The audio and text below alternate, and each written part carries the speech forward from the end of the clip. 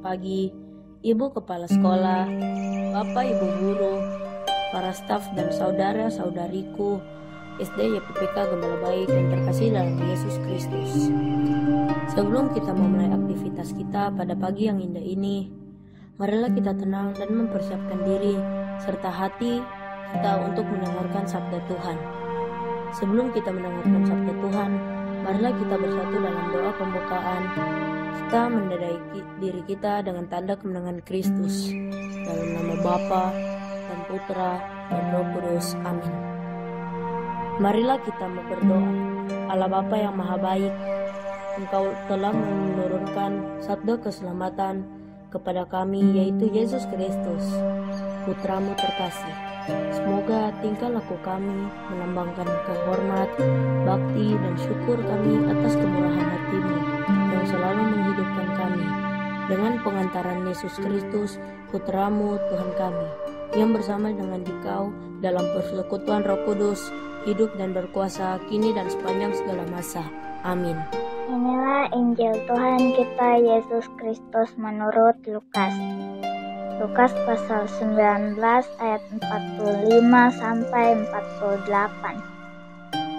Yesus menyaksikan bait Allah.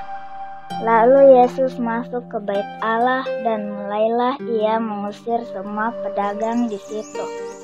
Katanya kepada mereka, "Ada tertulis, rumahku adalah rumah doa, tetapi kamu menjadikannya sarang penyamun." Tiap-tiap hari ia mengajar di dalam bait Allah. Imam-imam kepala dan ahli-ahli Taurat serta orang-orang terkemuka dari bangsa Israel berusaha untuk membinasakan dia. Tetapi mereka tidak tahu bagaimana harus melakukannya, sebab seluruh rakyat terpikat kepadanya dan ingin mendengarkan dia. Demikianlah sabda Tuhan. Ibu Kepala Sekolah, Bapak Ibu Guru, para staf dan saudara-saudariku SD YPPK Gembala Baik. Sabda Tuhan yang kita dengarkan tadi, di mana Tuhan Yesus sangat marah karena tempat yang kudus itu dijadikan untuk tempat berdagang meskipun perdagangan itu berhubungan dengan persembahan kepada Tuhan. Perdagangan adalah suatu kegiatan di mana orang melakukan jual dan beli barang. Seseorang menyerahkan barangnya dan orang lain menukar dengan barang lain. Orang memberi dan orang lain mendapatkan secara timbal balik. Bapak, Ibu, dan saudara-saudariku yang terkasih dalam Yesus Kristus, dalam doa kita seringkali ada nuansa jual beli atau perdagangan, di mana seringkali kita berdoa memohon kepada Tuhan.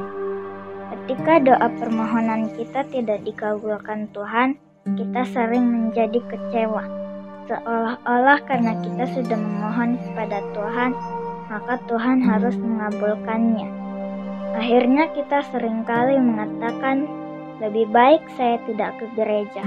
Waktu saya untuk ke gereja itu, saya bisa pakai untuk hal-hal yang menguntungkan saya. Ada juga orang yang mengatakan, kita harus lebih banyak berdoa dan beramal kepada sesama, sehingga suatu saat kita bisa masuk ke dalam surga. Bahkan ada orang dalam doa permohonannya sering bernuansa perdagangan, di mana mereka mengatakan bahwa kita telah melakukan sesuatu, maka Tuhan harus membalas dengan memberikan sesuatu juga. Maka doa yang bernuansa perdagangan ini tidak berkenan kepada Tuhan, karena Tuhan mengharapkan orang beriman melepaskan nuansa perdagangan dalam melakukan doa. Karena orang beriman berdoa, hendaknya doanya benar-benar bebas dari harapan untuk mendapatkan balasan. Doa yang sepenuh hati itu akan disampaikan kepada Tuhan.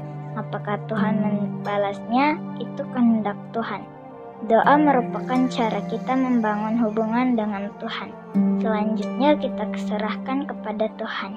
Maka dengan demikian, membuat orang tersebut terbuka dan bersedia menerima apapun yang Tuhan berikan. Ia tidak akan kecewa jika doanya seolah-olah tidak dibalas atau tidak didengar oleh Tuhan. Untuk itu kita lebih terbuka terhadap kehendak Tuhan khususnya di dalam doa-doa kita setiap saat. Semoga demikian. Amin. Marilah kita bersatu dalam doa penutup. Tuhan Yesus Kristus, hari ini Engkau mengajarkan kami untuk tekun dalam berdoa dan memohon kepada Bapa. Kami menyadari bahwa kami sering kurang tekun dalam berdoa kepadamu, di mana kami sering lebih mudah menyerah dan putus asa saat permohonan kami belum terkabulkan. Kami mohon semoga Engkau selalu menyertai dan juga memberikan ketekunan bila doa yang kami sampaikan kepadamu belum terkabulkan, karena doa adalah sarana dan cara untuk berjumpa dan bersatu denganmu. Dengan pengantaran Kristus Tuhan kami yang hidup dan berkuasa kini dan sepanjang segala masa. Amin.